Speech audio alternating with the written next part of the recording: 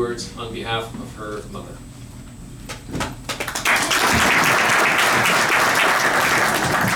Good afternoon, everyone. I'm Katherine. I'm Judy's oldest daughter, and I'm happy to be here with her three other daughters. And I'm the oldest, so I got tapped to do this. I was 10 years old when I had my first glimpse of watching my mother play competitive golf up close. After much anticipation, she was going to let me caddy for her. It was a city and district tournament just outside of Montreal.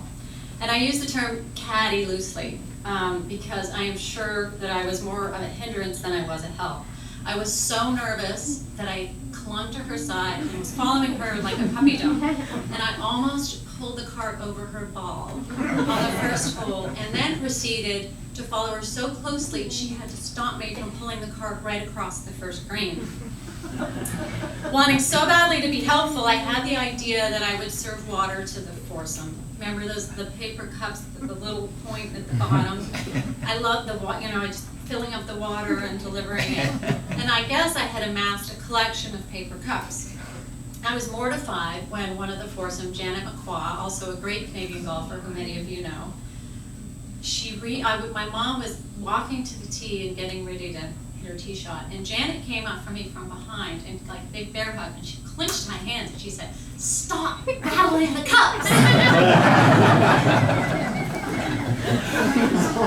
So other than being pretty good with the ball washer, which was kind of obsessive, I think, that day, I made too many mistakes to remember. I was so tired by the time I got to the last few holes, my mother was pulling her own cart on the 18th fairway.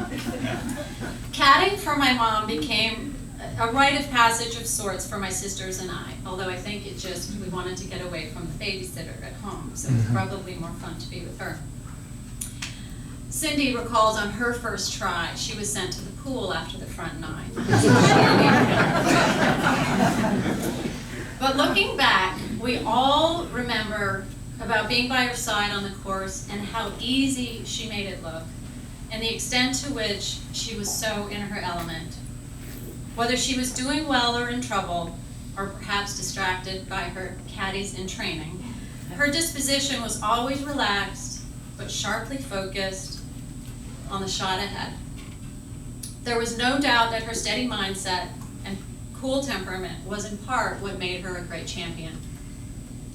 As for the other parts, she had her parents to thank for a genetic predisposition to a fluid swing and a competitive edge. The Darlings were an institution at Whitlock Golf Club in Hudson Heights, Quebec, where A.J. Darling, Judy's grandfather, my great-grandfather, was a founding member and the club's first president. Judy's father, Bill, was a top player and won the Western Canada Amateur in 1928. As we all know, it was mentioned this morning, Judy's mother, my grandmother, Dora Virtue Darling, won the Canadian Ladies Amateur in 1936 and was a semi-finalist in that tournament 3 times. She won the Quebec Ladies title 4 times and the Canadian Seniors Golf Association Championship 3 times. Had a wonderful career that spanned across 4 decades. I was lucky enough to have both my grandmother, Dora, and my mother as teachers, although they had quite juxtaposed approaches to the game. Judy lobbied to start a girls' golf team at my high school, where there was only a boys' team up to that time, and she signed on to be our coach. It was during those years that I came to appreciate the nuances of my mother's talents in all aspects of the technical and strategic aspects of managing one's way around the course. She was also incredibly patient and compassionate with my teammates, several of whom were in the very frustrating, painful times of learning how to play the game. But during the summers in those years, I lived with my grandmother, Dora. She was in her 70s then, and we would practice and play together out at Royal Montreal. As some of you may know, patience was not her strong suit, and tough love was more her signature style.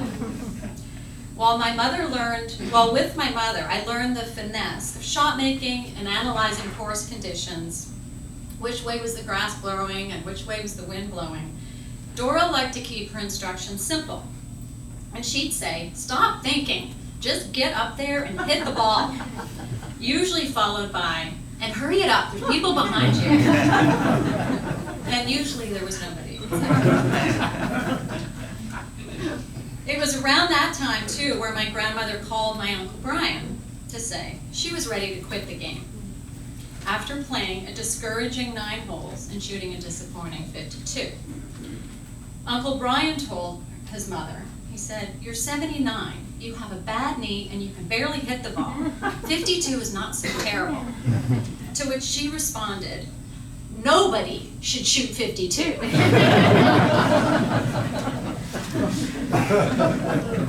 Despite the impressive family record across multiple generations, there were never any trophies on prominent display. And growing up, I heard very little details of the championships. With the Darlings, it was always more important to be recognized for your sportsmanship than it was to bring home another cup. But in Judy's case, she managed to do both. My mother's achievements have always been a motivation and inspiration for my sisters and I. To work hard at something that you love to do so much, and to be able to perform at the highest levels with the utmost integrity, all while having fun, I think it's fair to say that that's the ultimate definition of success. We're so proud of you, Mom.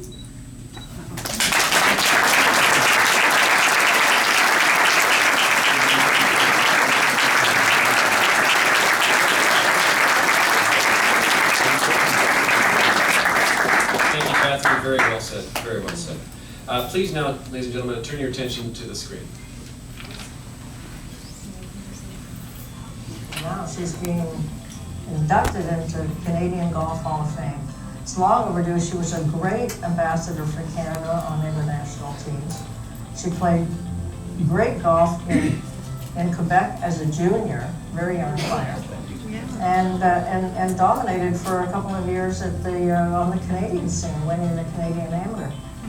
Judy has a sister, Mary, who is also a nice golfer, and they grew up in a golfing family. And I don't think she had any decision to make as to whether she was going to play golf or not. But she really took to it, and I think from the time she was 14, she was playing. She's, extremely competitive, but in a nice way. And she really, she had such a focus. And being as small as she was, it was amazing how well she played. It's just a fabulous thing that Judy won the Canadian a couple of times, and her mother. It's wonderful to have that in our history, Canadian history, mother and daughter.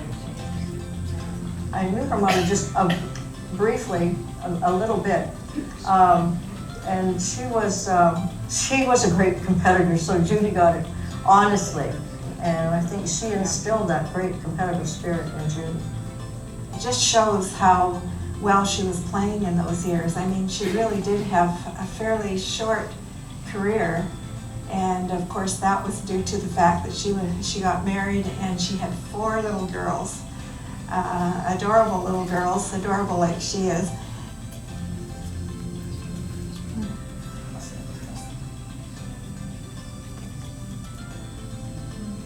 Judy hated to lose worse than I do. And nobody hates to lose worse than I do. But she was a great competitor. She was a great partner because we never said we're sorry for a shot, because we were both trying to hit our best shots. And she's just a very, very caring person and a great friend. And I couldn't be more happy to see her in here. It's her place to be.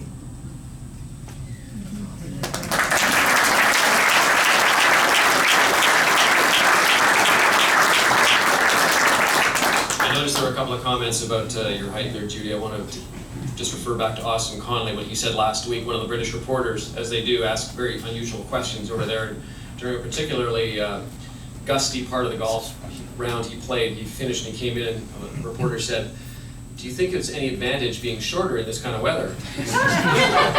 His response was, "Well, I've never been taller, so I can't really..."